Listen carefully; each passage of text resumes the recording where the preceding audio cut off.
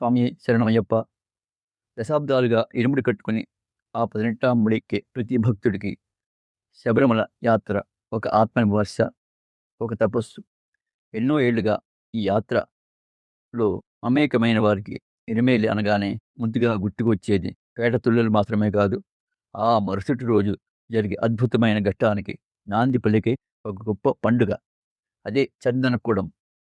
ఈరోజు మనం ఎరిమేలిలోని పేటతుల్లో అత్యంత వైభవంగా జరిగే ఈ మత సామరస్య ఉత్సవం గురించి తెలుసుకుందాం.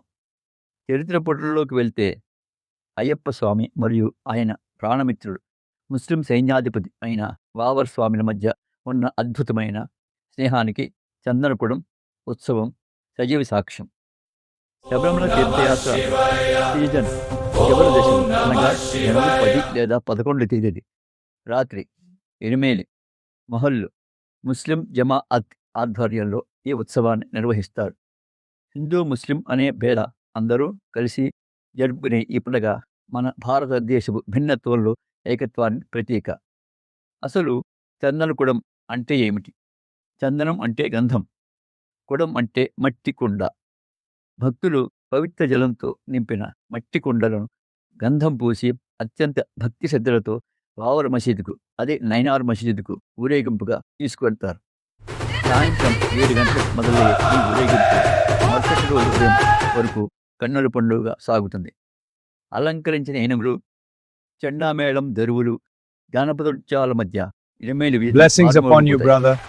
ఈ And చందనకూడం upon you, ఉత్సవం peace. ముగిసిన మరుసటి రోజే భక్తులు భక్తిభావంతో పారవిష్టంతో చేసే ఆచార నృత్యం పేటతులు జరుగుతుంది.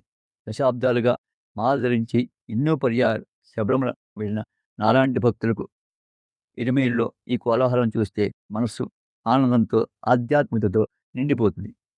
అయ్యప్ప భక్తులందరికీ ఈ వీడియో నచ్చిందని ఆశిస్తాను. మరింత ఆధ్యాత్మిక సమాచారం కోసం మన ఛానల్ సబ్స్క్రైబ్ చేసుకోండి. కామెంట్లో స్వామి శరణమయ్యప్ప అనగానే సర్వం అయ్యప్పార్పణమస్తు. నేను నా గత 40 ఏళ్ల యాత్రలో 1-2 సార్లు ఈ చందనపురం చూడడం జరిగింది. నాకు తెలిసిన విషయాలు తెలియజేయడం కోసం ఈ ఛానల్ ద్వారా చెప్పడానికి ప్రయత్నం చేస్తున్నాను. స్వామి శరణమయ్యప్ప. అయ్యప్ప మాలాధారణం యూట్యూబ్ ఛానల్ ఆదరిస్తున్న మీ అందరికీ ధన్యవాదాలు.